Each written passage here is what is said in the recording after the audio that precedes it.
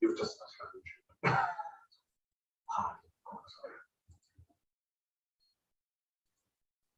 okay, we can start.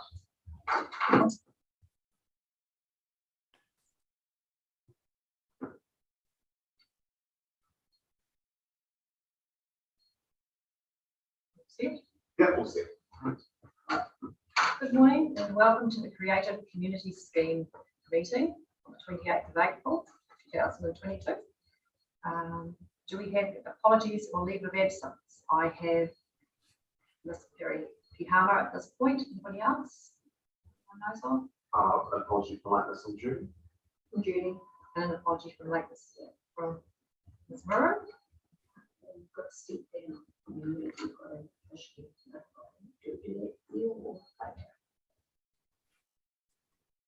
I'm not sure who would do that, but we can just include some apologies and we can change it later. I would like to. Apology from Annette Taylor. It's Taylor. Ms. Taylor, and we need to make mention in the recommendation section that she's resigned. Okay, thank you. I have a mover and a seconder for the apologies. Yep.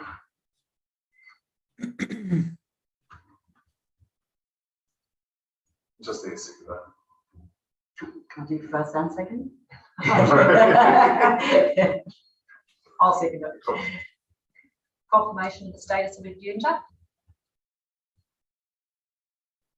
Just going to carry on through. Oh, we just need to move on to second for that as well. Okay. I'll second if you're moving in. Thank you.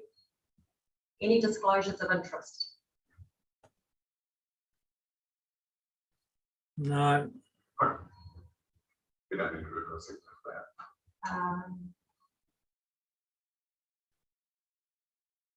Confirmation on minutes. Confirmation of the minutes from 7th of October 2021. Yes. Mover and a seconder. The seconder. I'll second it. Thank you. Reports. The update on the Creative Community Scheme assessments. So we do it in there, doesn't it? Yes. Right. So we can move right on in. I understand that 6.1 Respect Dance Academy are not appearing. So we move on to 6.2 Beth Buxton Kids Creative Circle on page 55. move that speaker down towards Stephanie a bit, could you, or the chair? Thank you. Hello. Morning. Morning. Giving everyone 5 minutes, and that includes questions, and we have all read your application. Oh, great. Thank you. So how can I, was there any specific questions that you had? I have a question. Good morning. Thank you for your application. That's okay.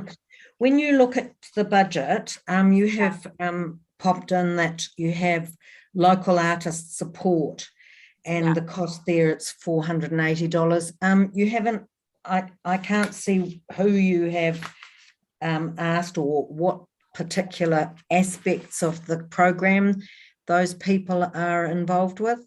All right. Okay. So I had been talking to a local textile artist called Gila Cohen. I think I did mention that up further in the information. And there's a local ceramic artist, and there's lots of people that are interested and have expressed interest. But those were the two. It would be great to have somebody who could support with textiles and weaving. And then what I notice in my art therapy work is that the 3D work for children who maybe haven't engaged in a lot of painting and drawing cuts through a lot of anxiety because it's less right or wrong. So I was thinking having someone who is able to work with clay as well as other medium might be a nice thing as well. And what I was envisaging is that they would come and basically run some workshops with the children And then we'd run it as an after school club so that they get that continuity, but we've empowered them with the skills up front. Right. Yeah. And the length of the sessions as you perceive them?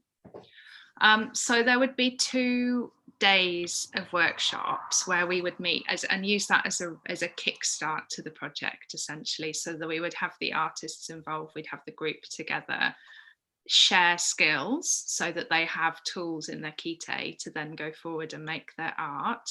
So those would be, around 5 to 6 hours, kind of like a school day, but taking place in the school holidays. And then the after school sessions, we would meet throughout term, probably looking at either term 3 or term 4, depending on, the timings for everyone. But we would basically meet once a week then. So yeah, so the idea that I had was that we give them the tools and then we give them the continuity of meeting in a regular space that has a regular time with people from the community. So it's not just about me, it's actually, I'm just the catalyst drawing other people in from the community, so that the young people are then also, they can see that positive identity. They can see someone who's already working in the field and is successful through the arts. And that would be maybe 2 hours each time or something to that Yeah, effect? the after school sessions would be, basically they'd come straight there. So I'd have children arriving probably from 3:15, but we'd officially start at 3:30 to 5:30. So parents pick up at 5:30. Lovely, thank you. That's okay. Any further questions? I think you've explained it very well. It's well written. Okay. Thank you so much. We'll be in touch. Okay, lovely. Thanks so much for your time. Thank you. Bye.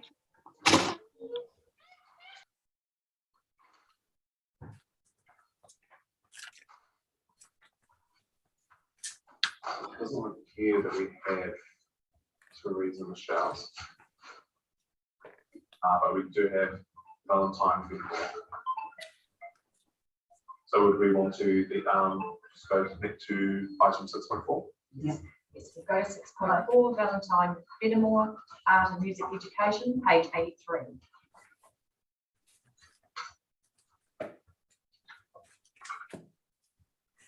Okay, I'll just get that. Judy's link is broken. Sorry, I didn't hear which application number it is. Page 83, Valentine Fenimore. Thank you. Okay. Need to unmute, Valentine. Hang on. Wonderful, thank you. My Good morning. microphone working? Yep. Well, we can hear you loud and clear. Lovely to have you. You have 5 minutes, including questions, and we've all read your application. Right, I can barely hear you. I'll turn my microphone up and see if I can hear you better. Okay. Right, so have you got the details of my funding application? We have, and we've all read it. Oh, good, very good. Thank you very much. So what things do you want from me now? I have a question. Yeah.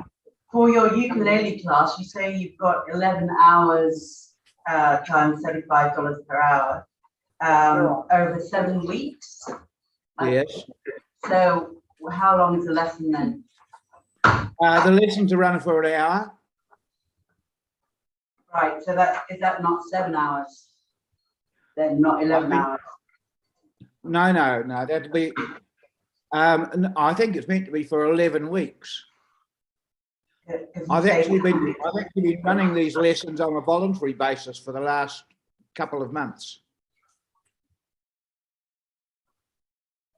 Right, so just to confirm, it's actually for 11 weeks, not 7 weeks. Is that what you're saying? I think so. Okay.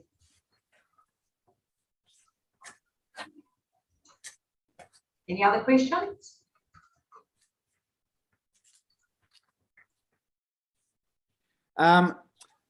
I recommend that if you want to find out more about my programs, you go onto my website. and my website is www.twotix.net. And on there, I've got lots of things about the music that I teach and the art that I teach. Do you expect the same people to come to the art and the ukulele class? I'm already teaching the art course, and I'm doing that at Narrawahia. And I want to do it in Huntly as well. And the ukulele course I ran at Narrawahia last year.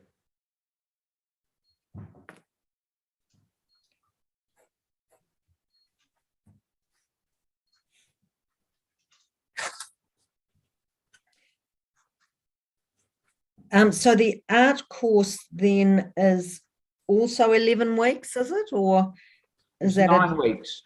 9 weeks. I've got a 9-week program, but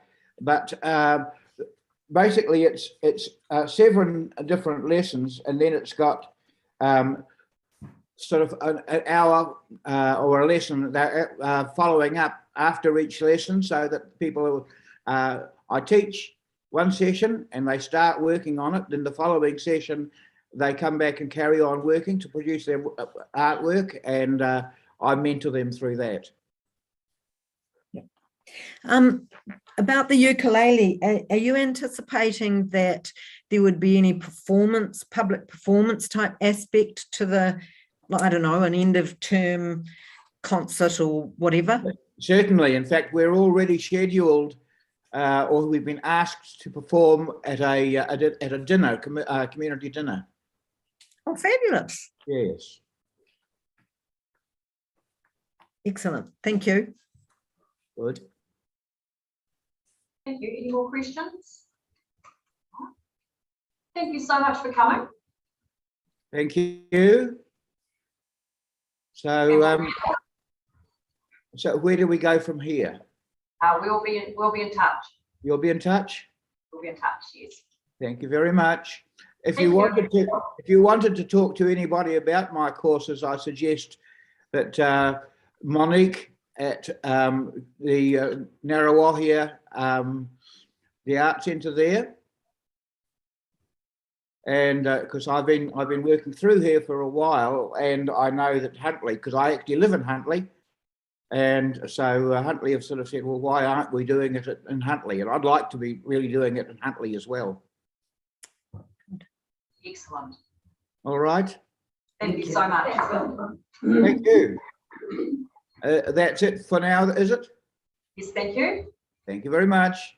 Goodbye. Bye. No, it's not. But we can move on to the answer. Yeah. Might just ask him to do this before Christmas when he comes in. Sorry, people, that I'm late.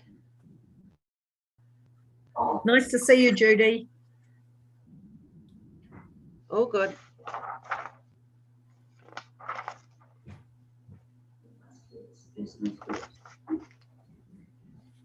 Looks like touch on the road. Oh. Good morning. We now have Yana Johnson with Touch on a Roa, page 92. Good morning. We have 5 minutes. We've all read your application. Anything else you'd like to share with us? Wonderful. Thank you. the microphone turned off. Are you on mute?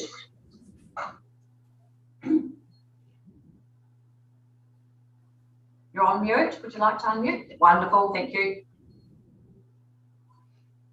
Does any of the committee have any questions? Yes, I'm Yannick Johnson.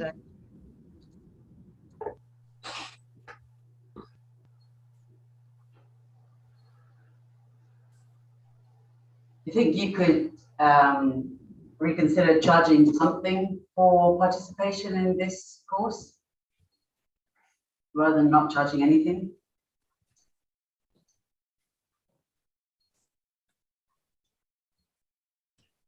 Hello, I will be assisting Yaniv Jensen with the Zoom technology. Was a question addressed to him? Because we don't have really good sound, so we couldn't hear. I'm just a little bit concerned that you're not charging anything for the participation. I'm wondering whether you consider some donation or a car or something to help the participants.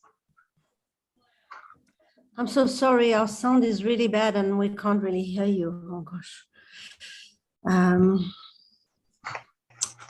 We can hear Sorry, you. let me just. All right. So what's your question to Yaniv specifically? Yes. Okay. Yaniv has prepared a few words to talk to introduce his project. I'm assisting him. He's on the spectrum and he has the disability, so I'm just assisting him with the technology. Is that okay? Thank you. That's wonderful. Okay, great. So you wanted. So Yes, please introduce yourself. hi, my name is Yaniv Jensen. Thank you for the opportunity to present my proposal to touch to you today. This project is a way for the community to engage in art using all 5 of their senses, which is not usually encouraged by artists. The art being exhibited shares messages of environmental sustainability and social equality. I hope this project allows people to connect deeper with these messages and inspires them to take action in their lives. Thank you. So we were supposed to have another person on the Zoom with us. Her name is Emma. And I see she's not in, I don't see her in this room. Maybe you can let her in because I know she's on the Zoom, in the Zoom waiting room. Emma Slater.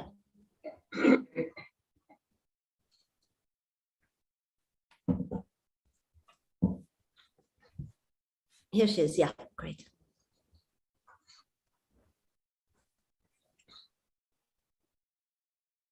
Good morning, Emma. Thank you for joining us. No worries. Good morning. We've read the application, and I think the committee has some questions. Sure. Well, the information you've got is not the same information that I've got.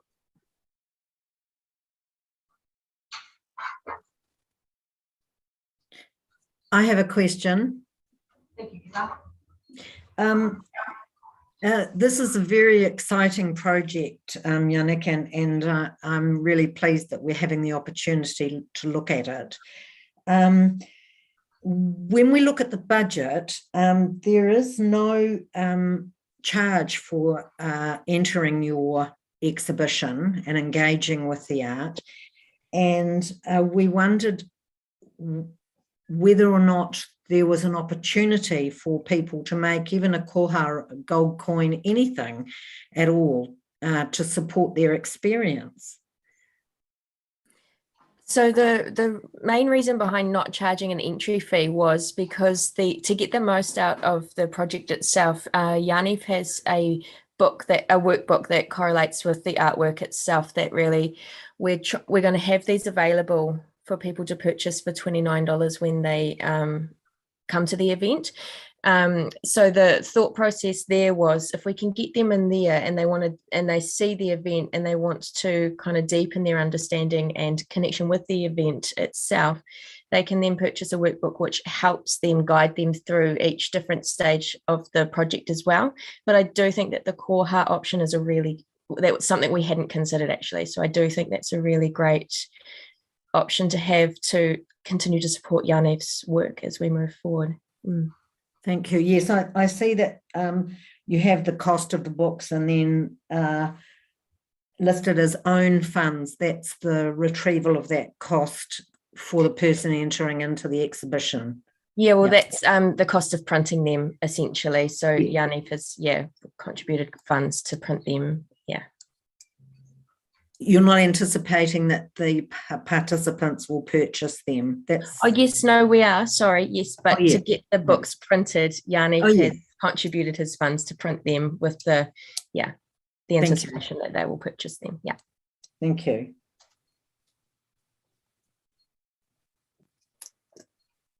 Any further questions? Thank you so much for taking the time to come and present, and you'll be in touch. Okay, lovely. Thank you very much. Goodbye. Bye-bye, thank you. Thank you. Judy, you were on mute. Oh, is there a Sorry, question? yes, I just realised that.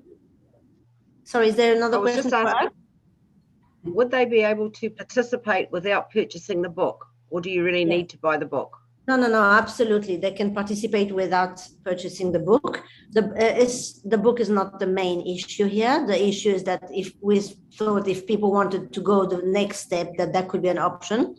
What we also have, what has happened since the application is that we got funding for 15 books to be shared for free. So if we see that somebody, it's not an issue, it's not a selling thing at all.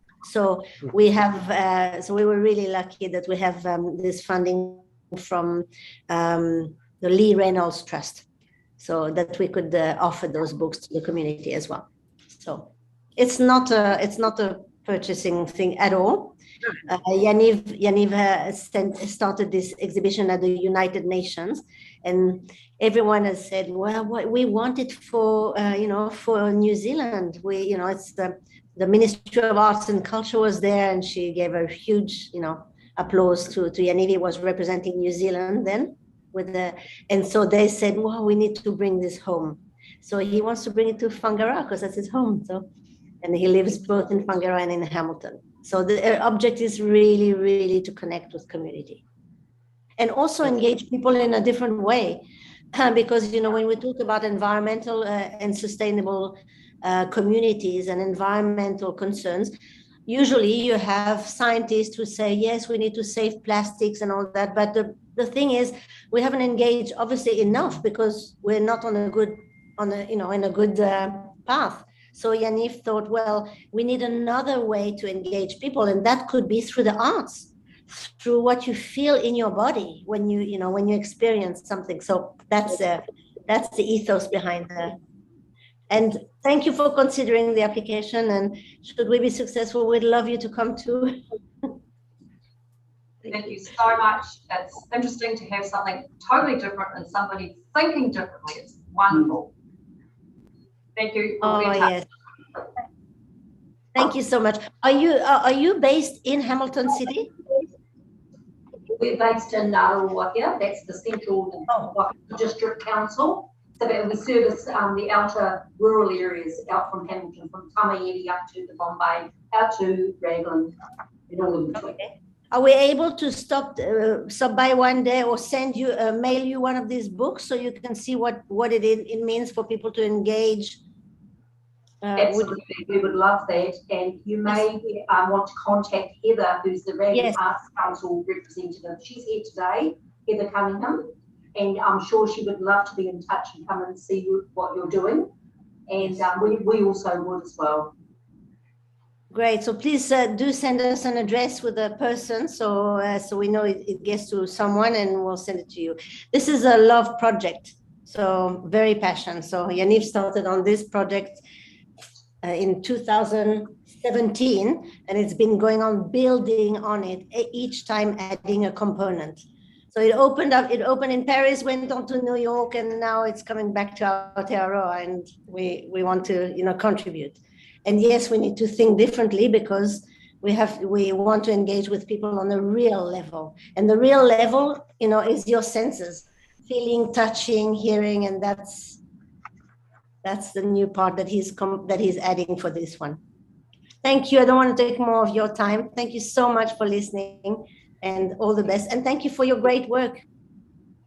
We know that this is, we know that we're in a competition. We know that there's nothing promised, but thank you for listening. Thank you. Thank you for presenting. Bye.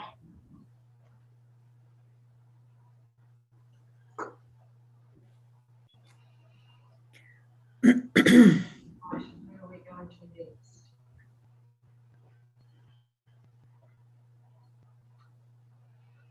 I believe that Emily Sanford May is from the Whanaroa Community Sound System. That's item 6.6. That's page 104. Our community sound system, the Raglan Lyricist Lounge Sessions. Good morning. Just like to unmute.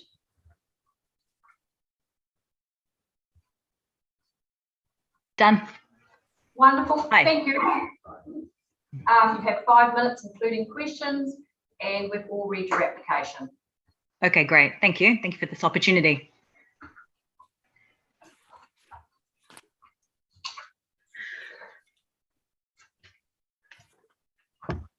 Emily, do you have anything further to add to your application today?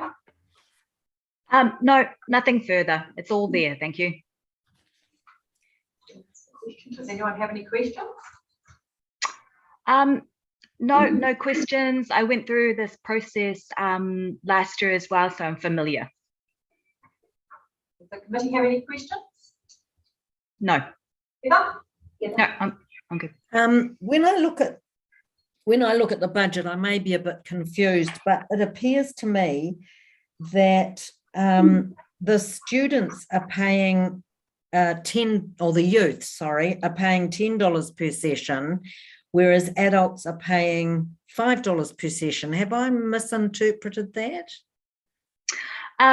No, you've read that right, except for that is, yeah, I guess that's a mistake on my behalf. You are correct that the youth have been programmed for 2 sessions. However, I would like to change that. I wrote it during the red light setting where the youth were just having 2 sessions. But that, I guess the 15 students at $20 each was generalized just for the budget, but I would break that down differently.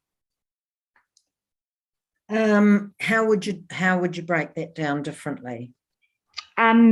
Reflecting on it this morning, I would actually increase the youth sessions to be 4 sessions so that they would have the same amount of sessions as the adults. So then it would be the same $5 per session. Okay.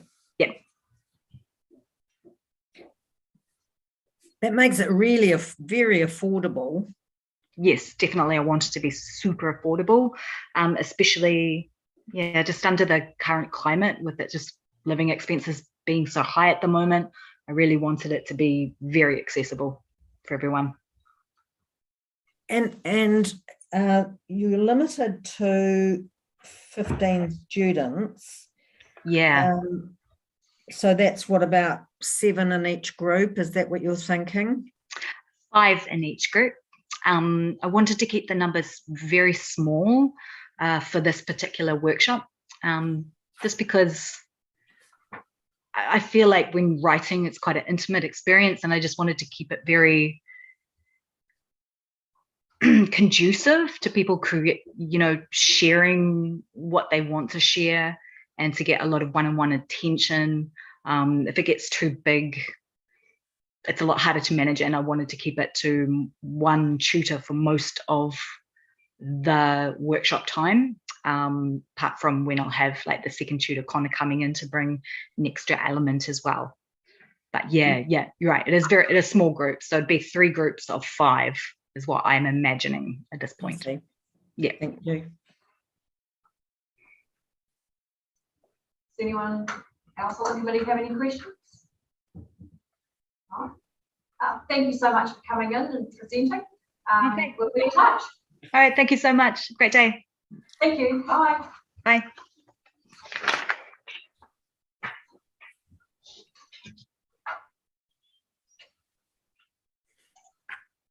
Okay, we've got Dorothy. Yeah.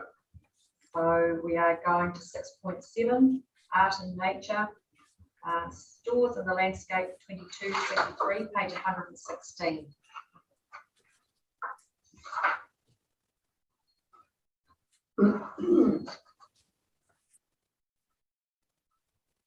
Good morning, Dorothy. Would you like to unmute? There we go. Wonderful, thank you. You've got 5 minutes and we've all read your application. So is there any more you'd like to add to it? Well, not really. I mean, obviously we were fantastically pleased with the help that you gave us last year. But of course, for all of us, the pandemic meant that we didn't achieve quite what we wanted to. But yeah, I think we're well on the way to making quite a difference with this. So I hope that you'll consider the application this year and realise that it's something really good for the Waikato. Do any of the committee have any questions? I have a couple of questions. Excuse me, a couple of questions. In your project details, one of the things that you have is additional personnel, 35 hours weekly for 16 weeks. What exactly are additional personnel?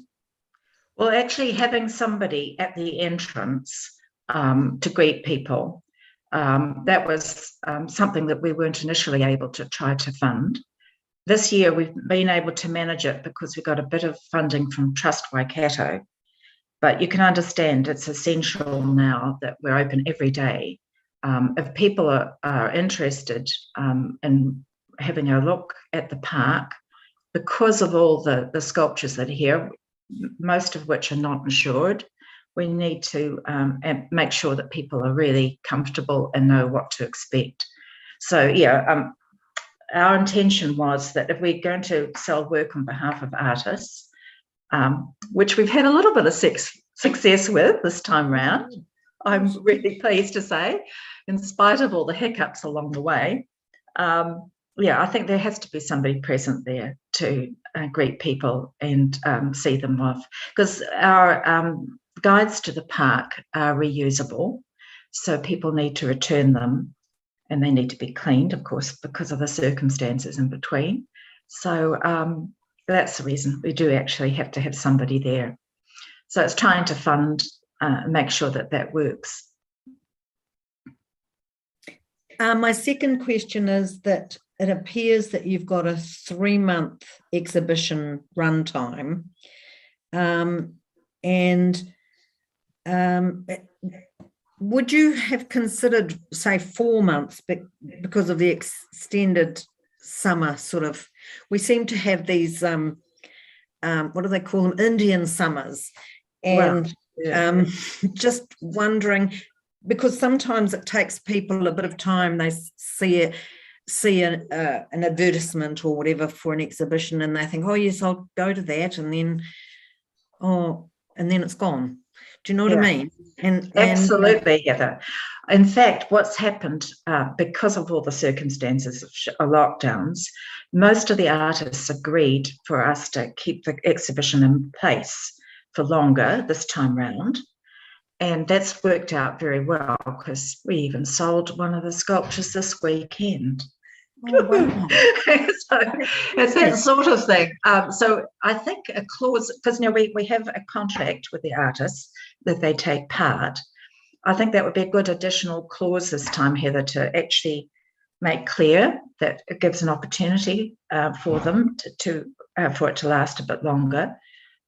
But yeah, the climate of having the summer last longer has been good for us because of the school holidays. We've certainly had a huge increase in visitors as a consequence of that. But gosh, we need the rain. Because I see that this greeter is for 16 weeks, yeah, which would give you an extra month, wouldn't it, to be open, for the exhibition? Yes, yeah. So sort of teeing up the funding and the opening period? I think I counted the weeks when I asked for 16 weeks, because some of those months are more than 4 weeks. That was, Okay. I think that's what happened, but I'm not, I've got to back in time when I first did the application. So Okay. apologies for that. Yeah. No, that's all right. Thank you. And the other thing, I really want to apologise to the committee, because normally speaking, you would be invited to the opening. And of course, all of that went awry. I mean, we had organised a host, and that was Pokuta Architects. And you would have been on the list for the invitations. And of course, that didn't happen. So I don't know how many of you actually ever made it to the exhibition. But anyway, you're welcome to come at any time to just check the whole place out if you haven't been as yet. Those pieces that have sold, of course, are disappearing as the purchasers retrieve them. Thank you, Dorothy. Good. Any more questions? No? Thank you so much. We'll be in touch. Great, that's lovely. Thank you.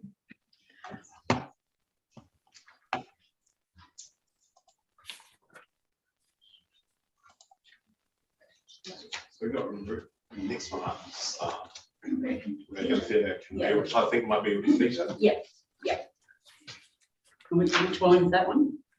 Reagan Theatre Academy. Page 142. Yeah.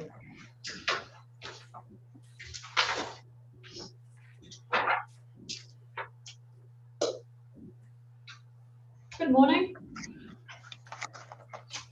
Thank you for your application. We have all read the application and you have 5 minutes, including questions. I'd like to share with us. What was that? Are you going to ask me questions or do you want me to talk? Anyone have any questions? Would you like to just expand then? That'd be great. Me expand? Sorry, I'm having trouble hearing you. Yeah? Yes, as you see in the application, we are putting on an end of year production. We tried to do one last year, of course, due to all the COVID restrictions and everything like that. It was unable to go ahead. So we're doing a reapplication this year. We are a group of like 80 students, and I've got members from the community that come in and help as well, from costume to support in that way, to stage set stuff and lights and music and whatnot. And we recreate a story. All the kids are involved in some way. They have creative input when we're creating some of the movement scenes and when we're doing the acting scenes as well. The community love it. So they're going to be missing it because it's been a while. So it's it's becoming a little bit of a tradition that time of year now. I remember some people at the end of last year going, oh, we missed that, because normally it's end of November and they're like, oh, we missed that experience. For them, it showed them this is the beginning of summer. We go into the production and we know summer's coming after that. So I was like, wow, I didn't actually really realize how much it became a sort of rhythm for the community, which was quite an interesting comments, I thought. Yeah, so as you would have read, we have children from like 7 or 8 till 18 that come and participate, and of course the whole community that come out in their droves to come and support us. What else can I tell you? Do you have any questions? Would you consider the participants contributing towards their costumes? Sorry, would they be able to? Would you consider it? The students contribute.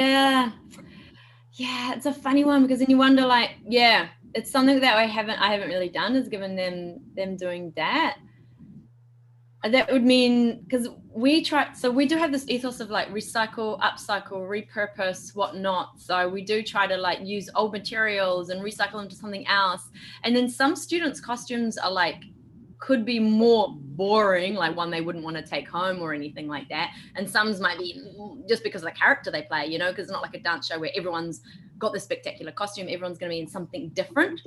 So you might have although they would have been made and created some pants, and because let's say pants and a shirt, for example, is going to be a little bit boring for them to take home. I was just thinking of like, if you got them to pay money, then they'd expect that costume home, and you're like, oh, some of them could be a little bit, you know, like just, I don't know. I think if I can imagine it like a dance show that it works, because like you send them home with that costume and it's cool, I've got this little frilly skirt thing and whatnot. And I just feel, yeah, for some of them, it's like they pay and then they take home something sort of that's been made for them or size for them or what have you, but it may not be like a spectacular thing, if you know what I mean.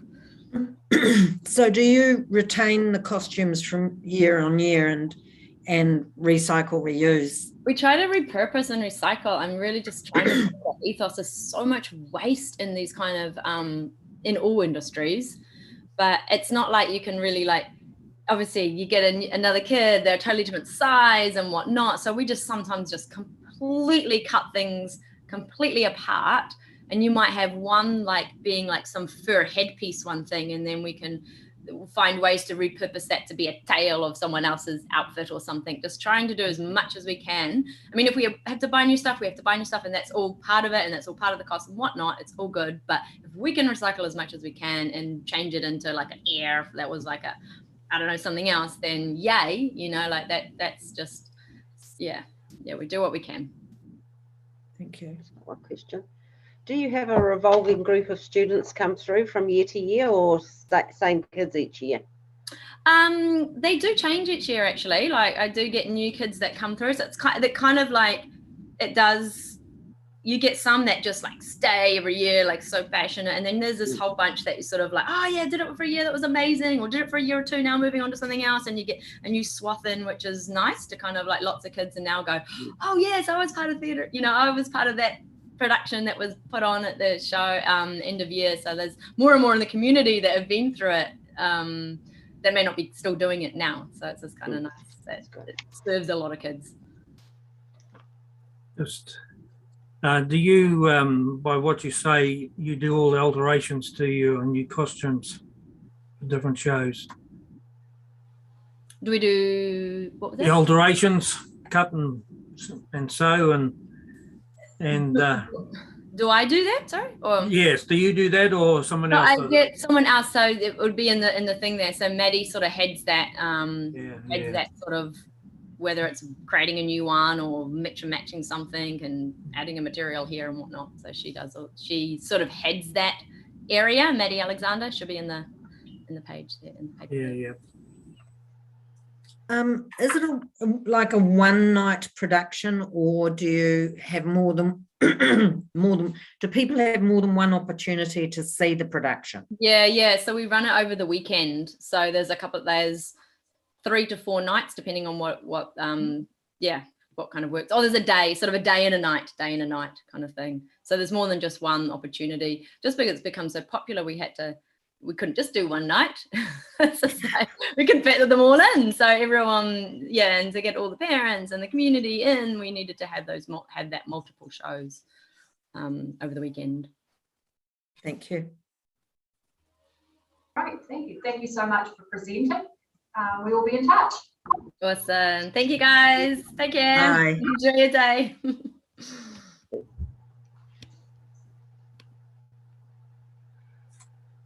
To the Whangaroa Environment Centre Society.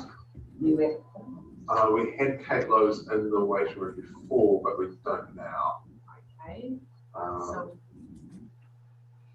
But we do have Lauren Hughes. Okay, we'll go on to Te Kauwhata Community House, Matariki Community Carving Festival, page 160.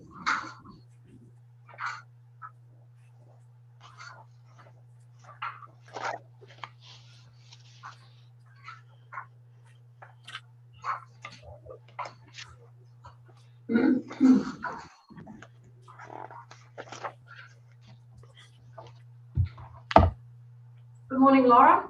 Oh, kia ora, everyone. How are you? Good, thank you.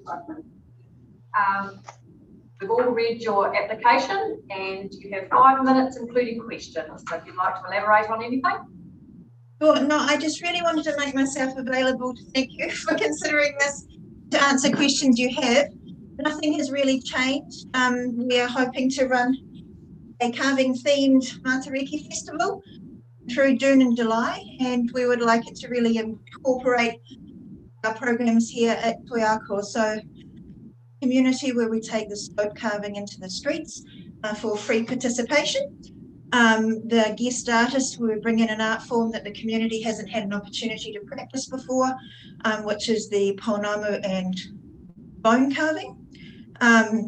Taking things out into our districts, which is the programs in Mirimiri as well as Te Kauwhira for the limestone, Oamaru stone carving. And we have actually had Kendra in earlier this year, and there's been huge interest in what she did. But the first workshops were 2 days and priced at $180. So a lot of the people that were keen to participate, it was priced out of their range, which is why the idea of bringing the shorter half to 1 day workshops into communities with less resource is our goal this time. And there's also been quite a lot of interest just from practitioners in the area. So whilst it's not specifically written in the application, really interested as well to talk to some of the carvers we have to see if they could exhibit. Also possibility of a live chainsaw carving demo would be fun out in the community. And I think the last thing I did put in there is the lino cut as part of our school holiday program, which would run here. And so yes, welcome any questions. I have a couple of questions. The first one is, how do you go about encouraging the rangatahi into the adult workshops? How's that working out? Sure. Well, actually, to be honest, this would be a kind of a pilot.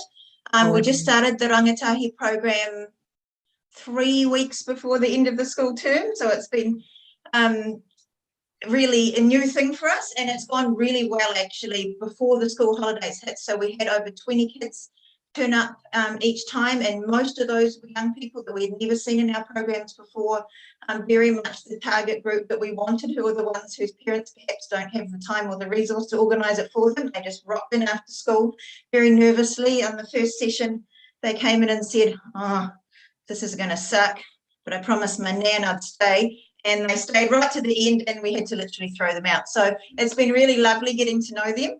It has dropped off in the school holidays, and I think that's again because they've lost their routine. They're not sure if their friends are going to be there. Some of them don't have the transport, but we're really confident they'll be back next term. And we're just really keeping an eye on the ones that have a particular interest, really. And I guess we will probably just let them know about the opportunity and maybe see if they want to make a little case to us as to who would be interested in what. And, you know, between the stone and the bone and the pounamu, we should be able to make quite a few spots available for them.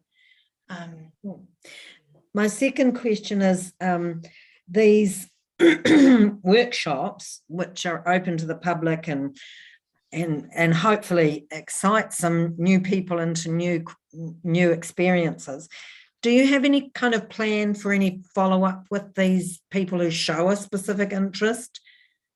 I guess that's what we do in general. I mean, we've got this pattern now where we have our regular clubs and these guest workshops and arts in the community, and we see as people get more familiar with us, they start to try new things until we get to the point where one family might have different family members coming to a variety of different things. We keep, if they're willing to give us their details, we keep them all on a database and we let them know about things coming up. And there is a pattern. There are some families that will only come to things in the school holidays or things that are free. It may not have the resource to come to other things, but we do try really hard to have a range of the higher cost things down to the free things. So certainly the youth, they can always come to the youth drop-ins. They are free.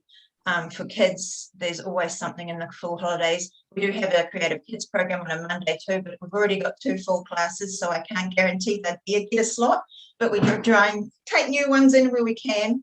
And for adults, we did try an open studio this term to see if there were adults who were available in the weekday who might want to just come and try different art forms. It wasn't well taken up, so I think, you know, there's still an issue there around confidence and perhaps availability. So we just keep trying new things, and we'll see how That's great. Sometimes you have to run a thing or make it available, even if you don't have a lot of uptake. It can take a wee while to sort of ooze into the community for people to slowly start coming in. But I was thinking more specifically about follow-up from these workshops, thinking in terms of maybe small groups of people who want to do more bone carving or want to do more namu. Have you kind of got a concept for that? Not a well elaborated one, but certainly from the stone, for example, we had about 6 of the people that went through the previous stone carving want to order their own stone, and so Kendra's been back. We've issued that stone. I know several of them have bought their own tools. We're sort of staying in touch. They bring it back in and we seal it for them. So there's sort of things happening organically in their own homes now with the stone. I haven't experienced the bone or the pounamu myself yet, so often it happens that I go to the workshop, see how it works, see what materials are involved, and whether we can equip the centre with some of those things so people can come back and use that as a resource, which is what we've done with the copper jewellery. And we've got the jewellery set up there now so people can come in and do that in their own time. So no, not really, but there's always that I've always got that in my mind here. How can we encourage people to continue? And even with the stone, actually, there was one of the participants that we got in who is completing her harakeke, her weaving diploma at the moment, and she has woven in her stone experience into that course. So there's a lot of cross-pollination, I think, happening. Thank you. Wonderful. Any other questions? No? Thank you so much for coming and for your application as well. Okay. Be in touch. Thanks so much, everyone. Have a good day.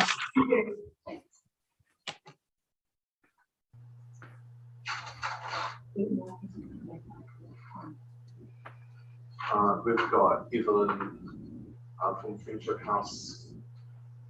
Page 174, Friendship House, Creative Hutley, Phase 2.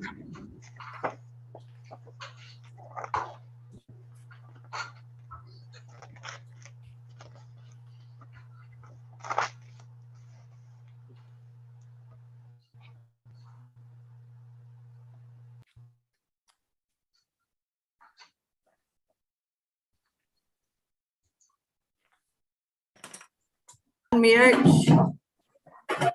and video. Where's the video? Sorry, guys. I'm not too sure why I don't have a video.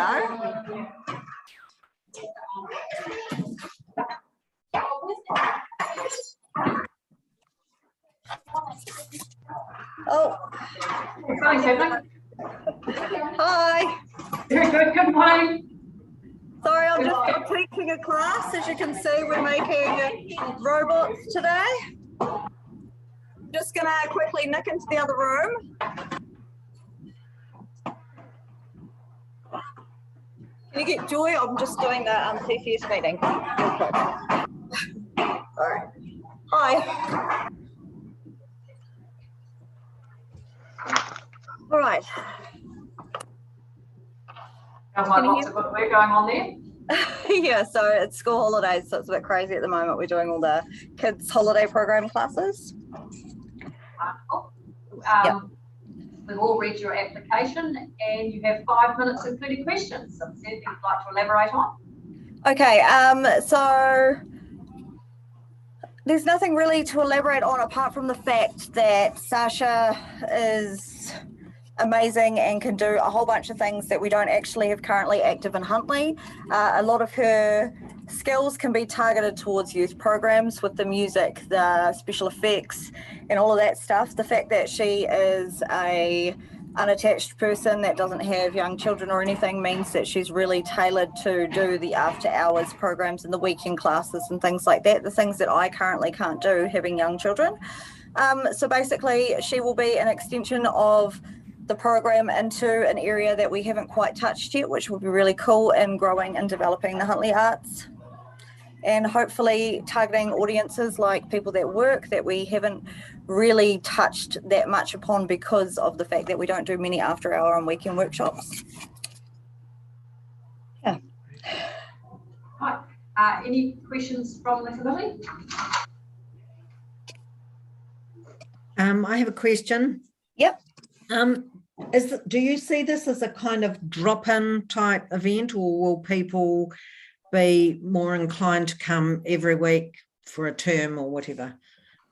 So based on which classes she does, I think we'll have registrations for each class so that we don't have people signing up for a term worth of classes if there's some that they don't actually want to attend. So it'll be a week by week attendee type basis so that we're really getting the biggest cross section of the population of Huntly that we can that really want to attend these classes. And where do you advertise, or where do you intend to advertise these classes? Okay, so we have many advertising platforms at the moment. We advertise in the local paper, which gets delivered to every address in Huntly, well, it's supposed to be. We also advertise on all of our Huntly pages, all of the outlining pages. We advertise in the school newsletters, the kindy newsletters. We advertise on Facebook pages. We also advertise in town, in the laundromat and the St. John op shop and windows and stores, and we get a lot of word by mouth. And we also have a mailing list of people that want to be included in knowing what the arts are, and we also send all our upcoming things up into all of those emails. Yeah. Thank you. Any other questions?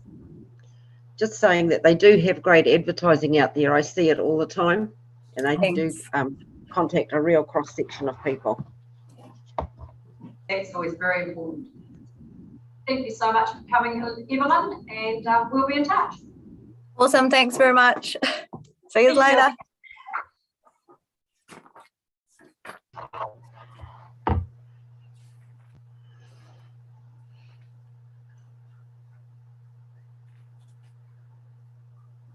Wasn't it great to see all the children doing their thing? Yes, wasn't it? That's what it's all about. Yep. I think she'll do yeah. They've got 5. Just do one by one. So we now have Raglan Community Arts Council, starting on page 229.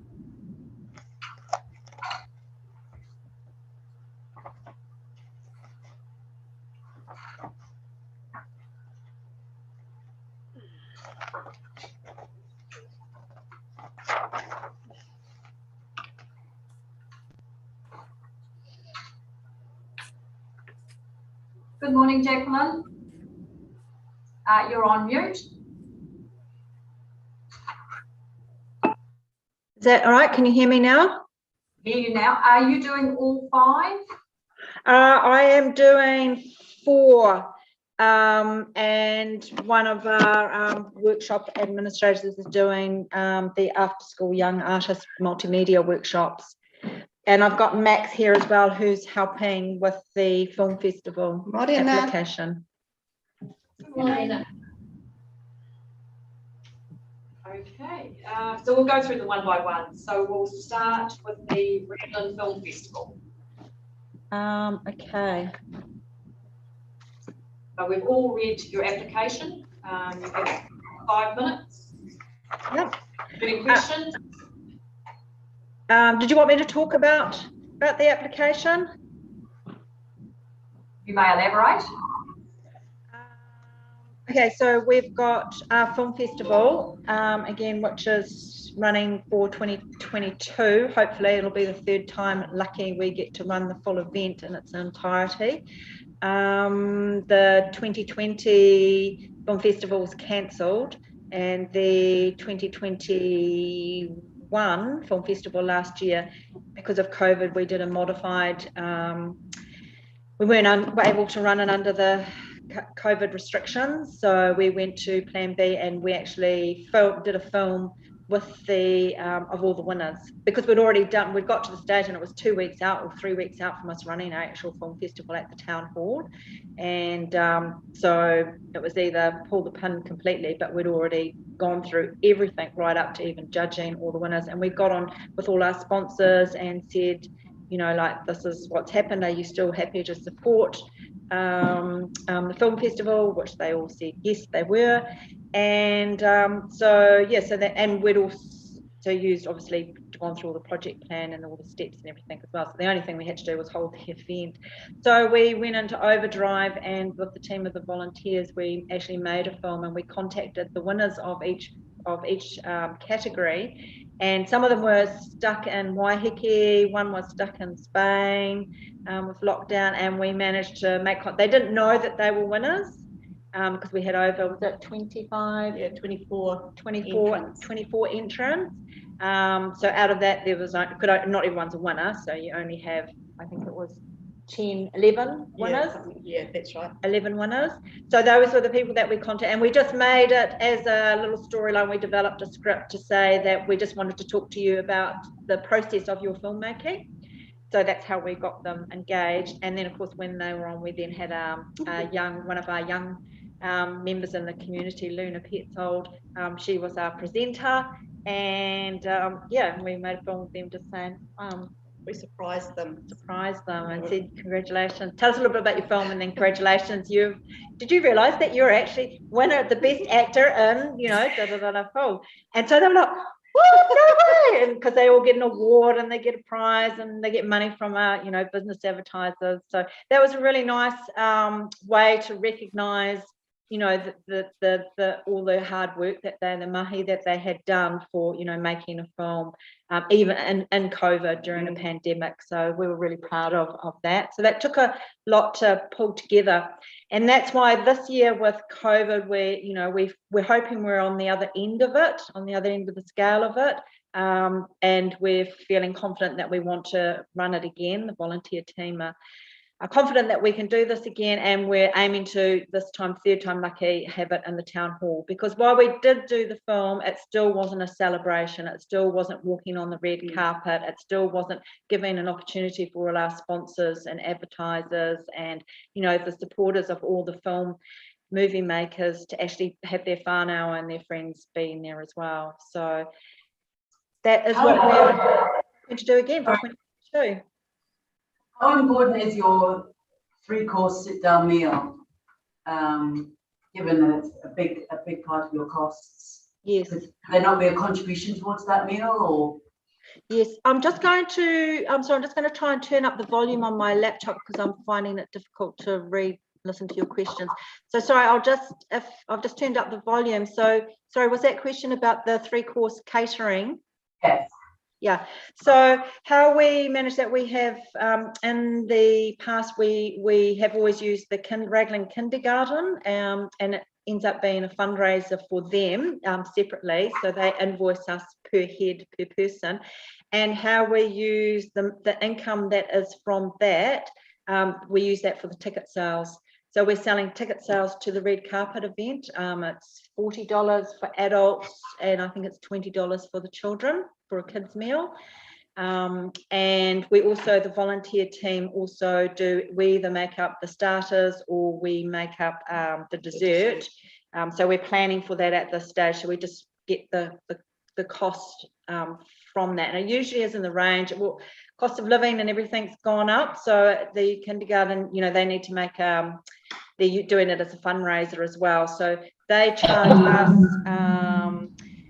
in the range of $20 to $25 per head, and then we use that income that is generated. That's why the tickets are $40. So the $20 of each, say for an adult, if it's $40, $20, say it's $20 for the catering or $25 for the catering, as we charge $40 for the ticket, and say if it's $25, $15 of that goes towards our running costs for the event. So yeah, so none of that, that's how we do, that's our income covers that. Does that answer your question? Any further questions? Any further questions on the Raglan Film Festival? Yes, please. I see that you have already really started from March in terms of defining what the scope of the project is and so on. Yes. Has that information gone out to the community, to the potential entrants yet? Yes, it has. So we have, because we had some seed money left over from last year, we started developing our entry form and our criteria. The volunteer team, a lot of volunteer work goes into, the committee, the planning of the side of it is a lot of volunteer work. Yeah. So we met just before Christmas to do a debrief of what happened, for this last year, and what we do a lessons learned so that we know where we went wrong and what we could do better. And so we had that developed, and then that gives us time to reflect, and then we meet up again. I think we met in February 1st to sort of get the ball rolling again, make sure that the volunteer team was still on board, and wanting to put in, because it's a humongous amount of hours everyone has to put in. Yeah. And then, it's a big project. As you can see, I think the total overall cost is 18K. So it's not, it's a big project which can only be run, with all the volunteers. So if we don't have the volunteers, then there's no event. And then yes, and so we tweaked the entry form this year. We've changed it so that we are incorporating there's a fourth category. So we've created an open professional category, and so this gives the opportunity for those that are professional filmmakers, because we do have films that are submitted by these filmmakers, which is then sort of competing against amateur filmmakers, so it makes it a little bit challenging. So that was sort of like a brainwave from lessons learned, like, oh my goodness, we need to so we've got that fourth category, which will help with the judging as well on that. And we've also got a new volunteer, and her name is Anthea, and she works with, she's a PhD student at Waikato University, and media studies and everything as well. So she's come on board as our as part of our volunteer judging team of the films. And also just wanted to mention for this year, what we've done is we've from the seed money left over, we've introduced $100 prize money for just to encourage the rangatahi and the tamariki film entries. We thought that would be a good use of, it was sort of like, do we use that $100 to go and have, entice all the teachers and do, like having pizza or, a beer sort of thing, to sort of talk to them about, like engaging in that and how we can help the schools be supporting with them, because that's quite hard as well, challenging, because the schools are also busy with their own curriculums and everything as well. So we didn't do that. The decision was made, and that's why it's always good having such a good team of volunteers. It's like, no, let's not do that. We better used wisely to encourage, the tamariki and the rangatahi. So that $100, they go into a draw for the first, we're just going to do like a draw for all the entries that come in. It's the first. That come in on time. That come in on time. By our cut-off date. But we do still have volunteers from the committee that go to each of the schools and engage with the relevant teachers to get them on board. Thank you. I'm sorry, that's the 5 minutes. Can we move on to live and local community program, please? Yep. And if you want to go Thank you. Shona. Nice to meet you all. Okay. Max is the coordinator for the film festival team. Thank you. Sorry, live and local. Yes, please. Okay, so live and local. This is this event came about for. This event is a series of music events. We actually came on board with this because the Ministry of Social Development had a COVID resilience funding grant, and our committee applied for the grant through the ministry, and we were successful in it. And the grant was all about reinvigorating arts into the community, during a pandemic. because, you know, you went through all the traffic light red settings and how, you know, you could still be doing events. So we focused it around music, and we had a contractor come on board, Penny Bosefield, and Penny's background is in the performing arts. She's done a lot of directing and teaching and drama and theatre, but she's also a musician as well. So she's come on board, and with her leading this, we have done, we did a series of, we've just finished the last lot of the funding, finished in March. What are we in now? April. So it finished in March, it was the last of the funding.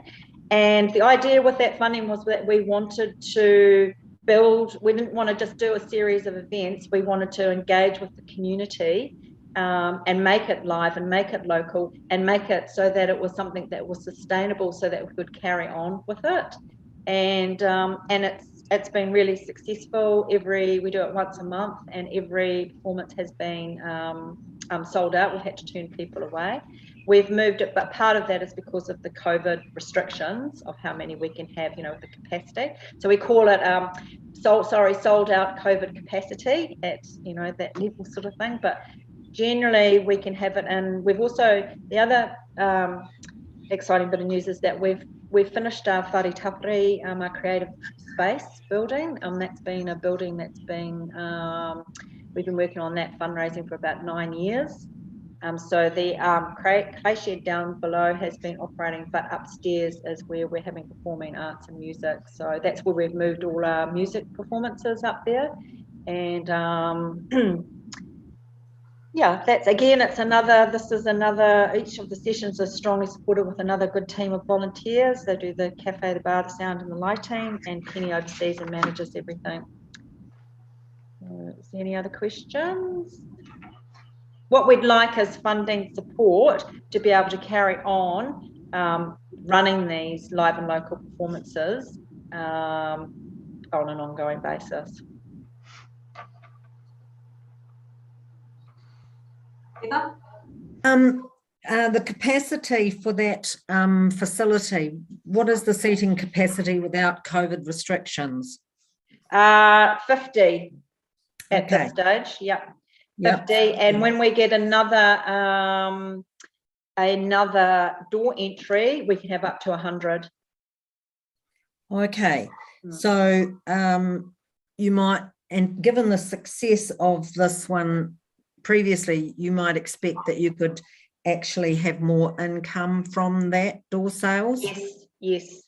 Okay. Definitely. Yeah, and everyone's really generous with their koha. You know, the koha is usually, no one walks in without putting a koha because everyone's there to support all the musicians.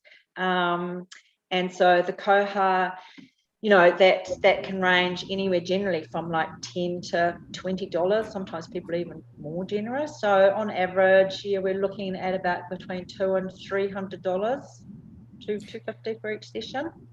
And I'd also just like to say, I think it's really exciting that you have poetry, because that's not something that we see very often at all, is it? No, it's not.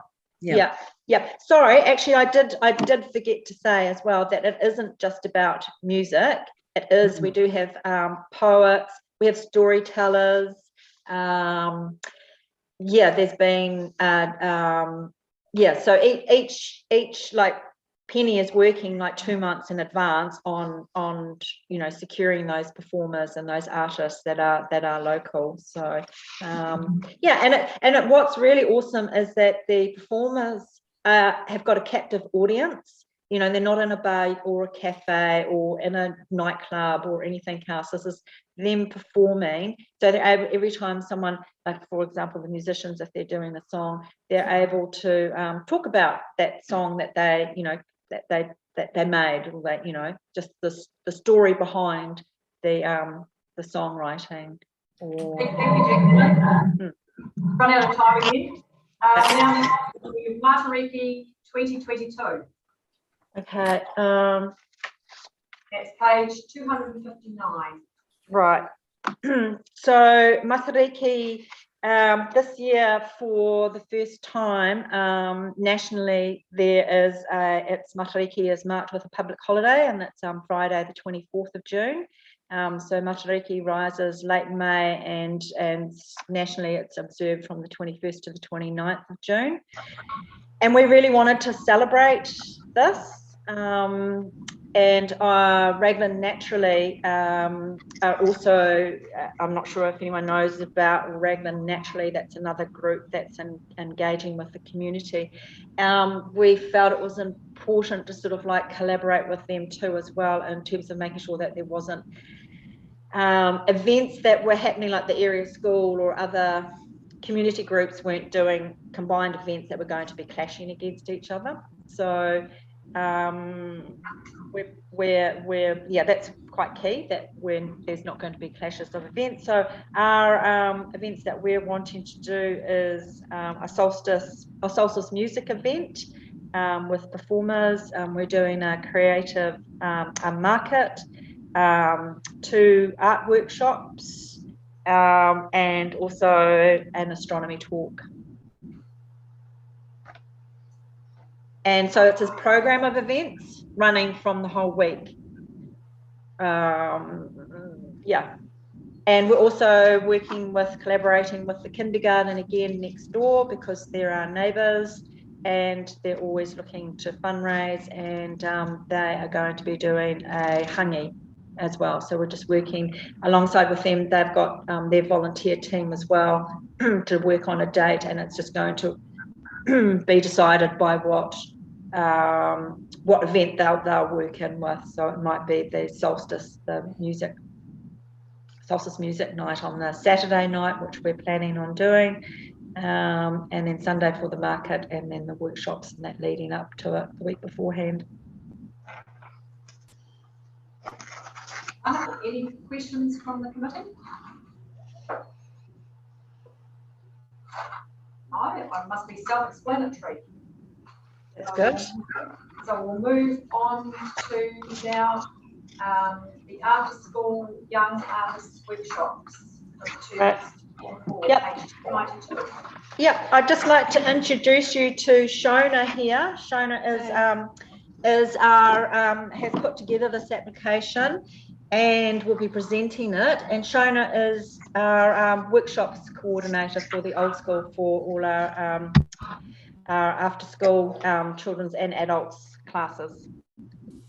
Hi there. So we're here to ask for some funding for term 3 and term 4 of this year. We've got 2 lovely themes. Term 3 is basically going to be a sort of reimagining of the theme that we planned to have in term 4 last year. It was cancelled for COVID, which was very popular, and we had lots of families asking if we could run it. So that's going to be bee themed. We're going to learn about bees and learn all about bees, about taking care of them, about the role they have in our food security. And we're going to make some bee-friendly gardens in the art centre raised beds. And we're going to be doing some observational drawing of the insects and the flowers and the plants, and talking about colour theory, and basically connecting all these ideas to the children's creativity. And then in term 4, we're going to go with a Christmas theme, because we know that every year the young artists get so excited about Christmas that halfway through the term they don't want to do anything else. They just want to make Christmas ornaments and talk about Christmas. So we're going to go with that theme, and we'll be trying to take a slightly different angle on it and talk about people's different personal experiences of Christmas, what Christmas means to them and their family, and to us in New Zealand, rather than a lot of the images that we have that come straight from the Northern Hemisphere and are completely irrelevant to our experiences. And they will be also talking about sustainability as well, making their own cards and printing their own gift paper, and working towards making a sort of modern nativity scene, not a religious one, but something which will represent Christmas for them. And we've got 2 lovely tutors who were new with us this term, so they've got so much to offer. They're really, energy. yeah, they're really excited by it. They're both very creative people in a huge range of ways. And storyteller. Yep, storytelling and felting and all sorts of things. So they're really bringing a lot to the classes and to the young artists.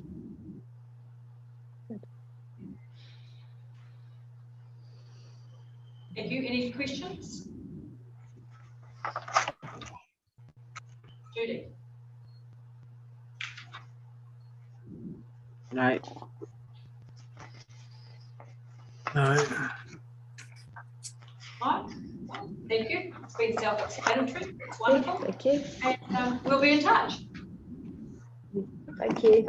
And we've still got the strategic plan one, Shona. And I did say that Roger Gallagher was going to do the strategic planning one, but he's actually unavailable, so he's asked me to represent that one. So we're on page 309, the Creative Raglan Strategic Planning Workshop. That's right. Yep. So this is we aim, so the Raglan Community Arts Council, which is a committee, we organise a strategic plan which we consult with the community, and this is done every 5 years. So the last, but unfortunately because we've been so busy with the fundraising activities for the new building, the creative space, we haven't actually been able to hit our target of going out to consult with the community in that 5-year time frame that we're wanting to do. So yeah, the last consultation we did was 2015, and every 5 years when we do this, we open it up to all of the community. It's widely advertised, and it's a workshop that's facilitated by Dr. Helen Ritchie. And from that, we get ideas from the community of what direction we're going, what they actually want the Arts Council to be doing. And I've been involved with 2 of them, and so I can say for the one prior, actually, which I arrived, had just started, was in 2009, and that was the building of the St. Lazarus kitchen, commercial kitchen, and the art studio room.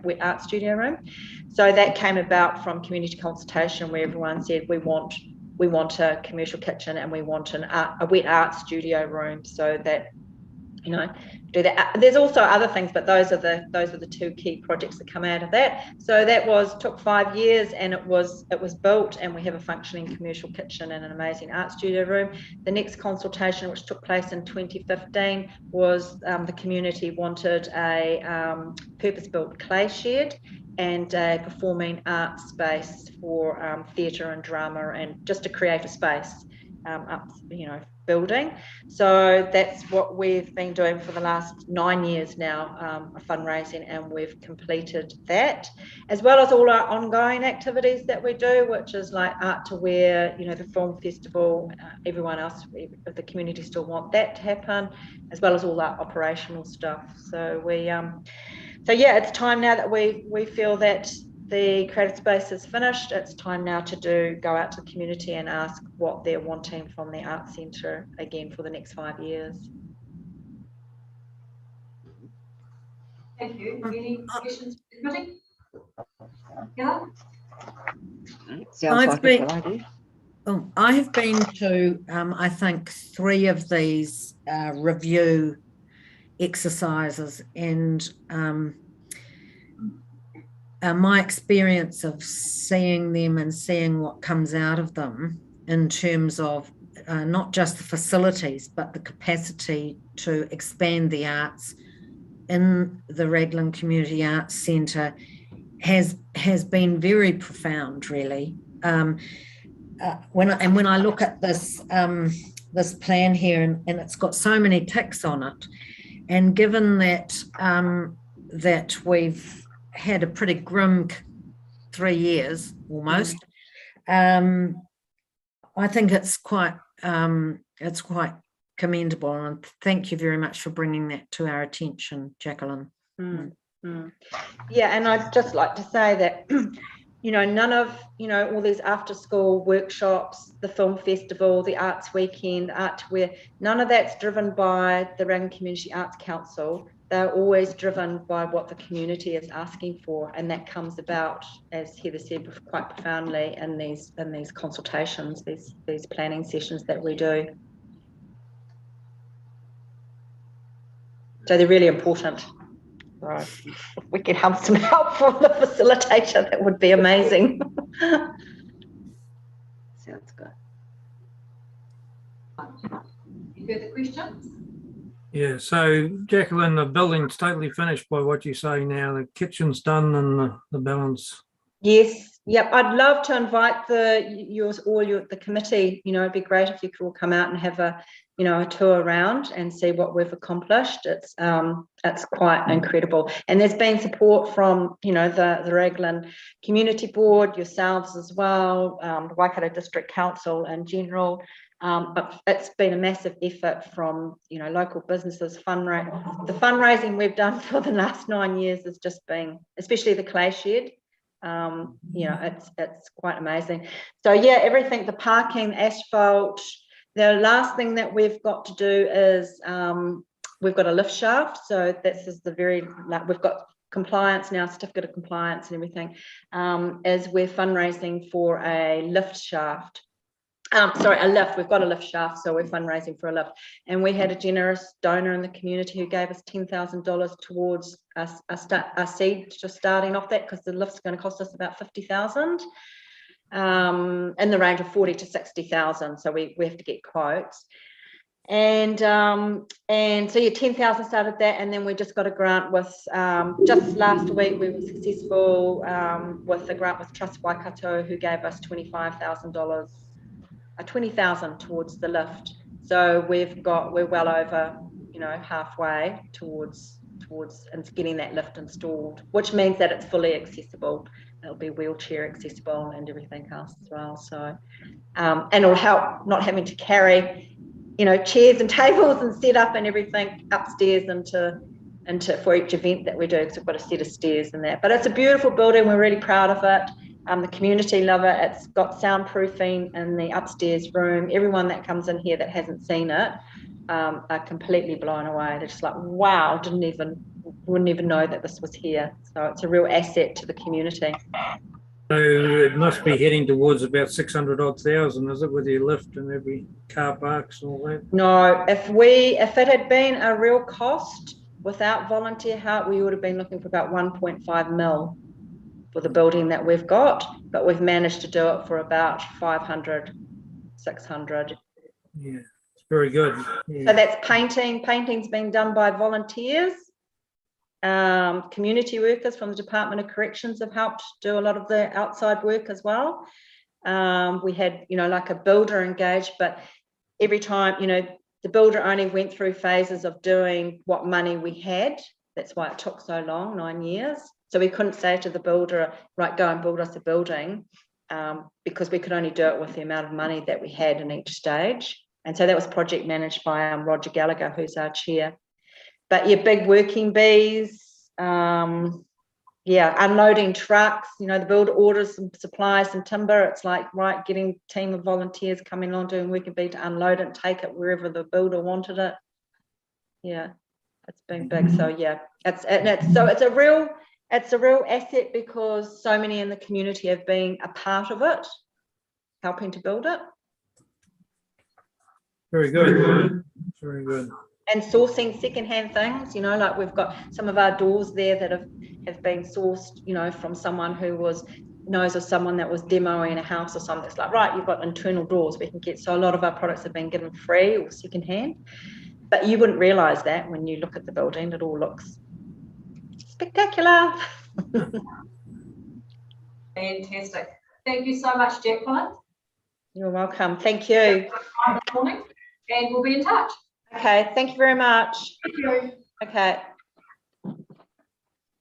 Seeing how to leave. Have anyone else waiting, Matt? No, we don't. Are you waiting for anyone else coming? No, I did try and win some of it. person, and I'll try. So I haven't heard from the So we haven't heard person from, who was sitting in the room filing out the order.